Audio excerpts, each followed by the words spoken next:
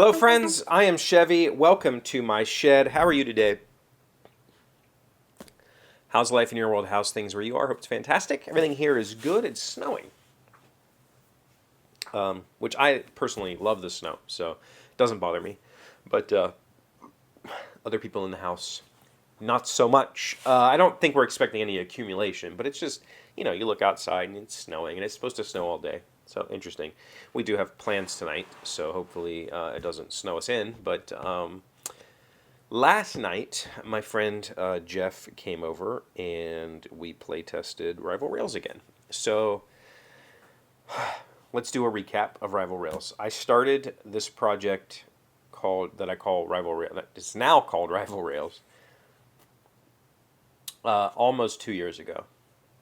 Mentally, I started it in like April, May of 2020. No, 2021. And I think the first prototype, like actual real test that I allowed other people to participate in was sometime around June of that year. So, it's coming up on its 2-year birthday. It's a train game. The original design goal was to design a 2-player only train game. If you don't know what train games are, they tend to involve building routes on a map, so you're connecting cities together. Sometimes there's goods that move between cities, sometimes there's passengers you can move, whatever. They tend to involve a stock market mechanic. Something like buying shares means that the company earns money, and then you can use that company's money to lay more track, that sort of thing. Also, there tends to be dividends, meaning that at the end of a round or an age or the end of the game or whatever, you earn some sort of payout based on your position in that company. So if you're the majority, you're going to get X amount of dollars. If you're the minority, you're going to get X amount of dollars. And I love those kinds of games. But in 2-player, they kind of break down because it's generally like an open market, meaning that the share certificates, so there might be companies that say company A has 15 share certificates and company B has 5, and company B's cost more than company A's. So as a player, you have to decide, am I going to go for the heavily, the richer company or the lesser company, which one's going to pay off better in the end. But they're all out there and ready to go. And in a 2-player game, it's really easy to just mirror the other person. So you buy this company, you do the thing, I do the same thing. So nobody ever has majority, nobody has minority. It's a valid strategy. And I would argue that if you're playing games with somebody like that, maybe just don't play with that person again. But I wanted to see if I could design that style of game for exactly 2 players and eliminate that potential. Eliminate the mirroring, eliminate the zero sum, just we're passing money back and forth. I wanted to figure out a way to make that feeling of a train game where you're laying stuff on a map, and that matters, and it does. And I wanted to have the stock certificates mean something. I wanted to have payouts, all the stuff. Version 1, I announced, is dead to me in November of last year. It's done. I finished it. It is what it is. I think version 1 is a good game.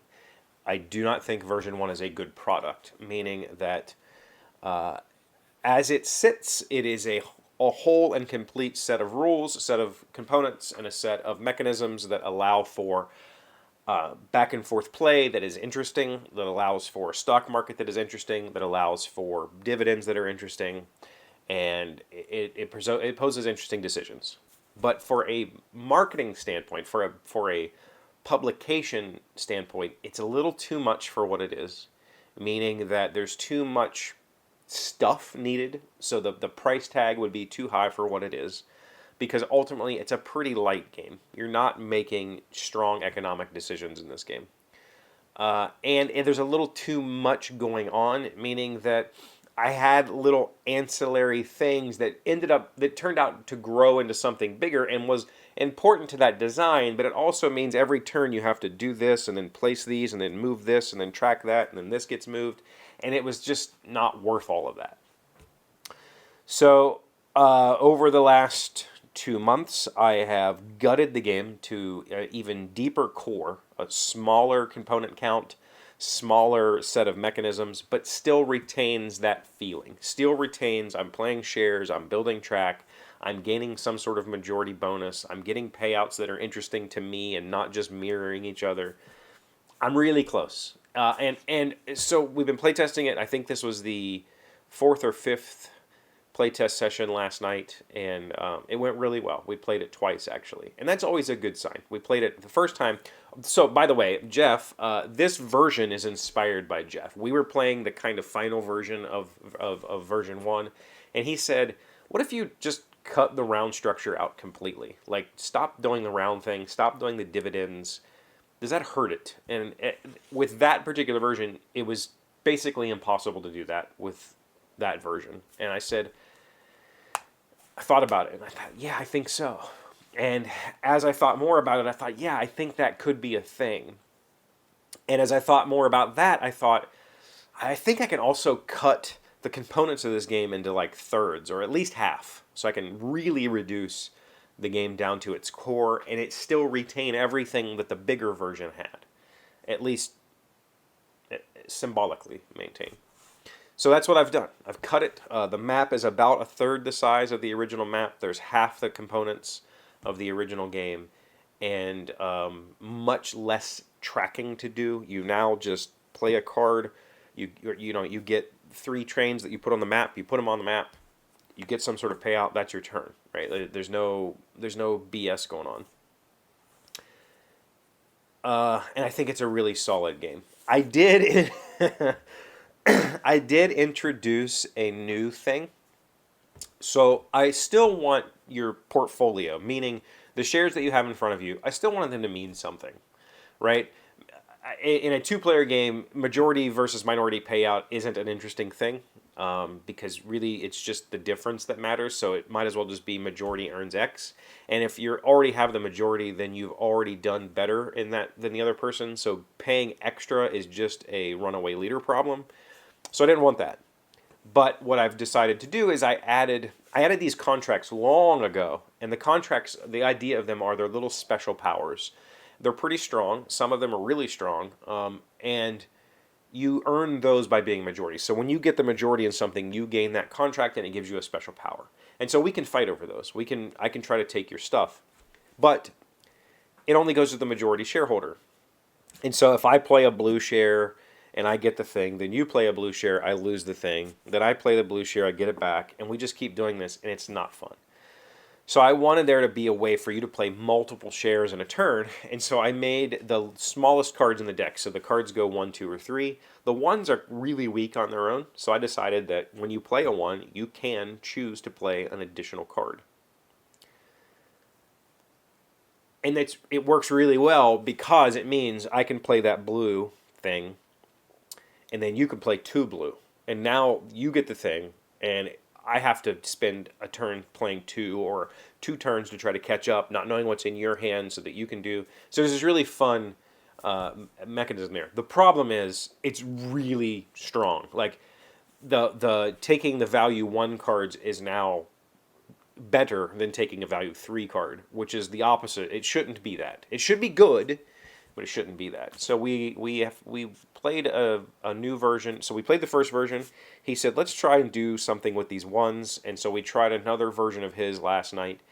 And I think it worked okay. But it introduces a little bit of pain into the game, which I don't mind. But what I told him is I usually like to reduce gains than introduce negatives. So from a player's psychology standpoint, I would rather you not gain as much than you lose something. So it feels like you still got something. They could be perfectly equivalent. I could say, in this version, you gain $10, but you have to discard 2 cards. And that discarding 2 cards feels really, oh, that hurts, right? It feels bad. Or I could say, all right, you only earn $4, but you don't discard anything. That feels better as a player. It feels like, okay, I still maintained my decision space. I still got something. I feel better about that. So I'm looking at a way, I'm trying to figure out how to balance the ones against the rest of the deck and say, all right, I would rather reduce gains than introduce negatives. And I'm just not positive I know how to do that yet.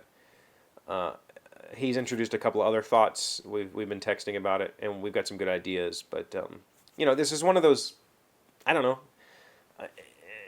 The game is 90% of the way there, and I'm really, really happy with it. It is definitely better than version 1, and it's definitely still in line with my original design goals. It still hits all those marks. I just got to tweak that little special power a little bit, figure out how to make that work a little better, and then we'll see what happens. So that's what I've been up to.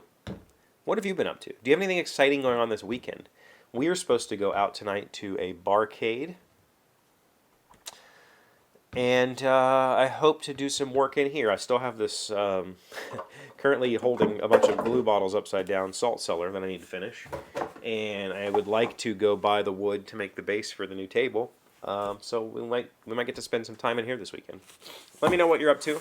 Thank you for being here as always. Thank you for liking, commenting, subscribing, being amazing friends and wonderful people. Why did I really appreciate you, and I'll see you again tomorrow. Dude, books don't go when you open them. I just did. Today's word you should know to sound smart is perfervid. It is an adjective meaning overly intense and passionate, overblown, and dramatic. We laughed at the distastefully perfervid love letters that Roland sent to Germaine. Perfervid. P-E-R-F-E-R-V-I-D. That is a freaking great word, and I've never heard it. And according to this pronunciation key, the emphasis is on fur, so perfervid. Interesting.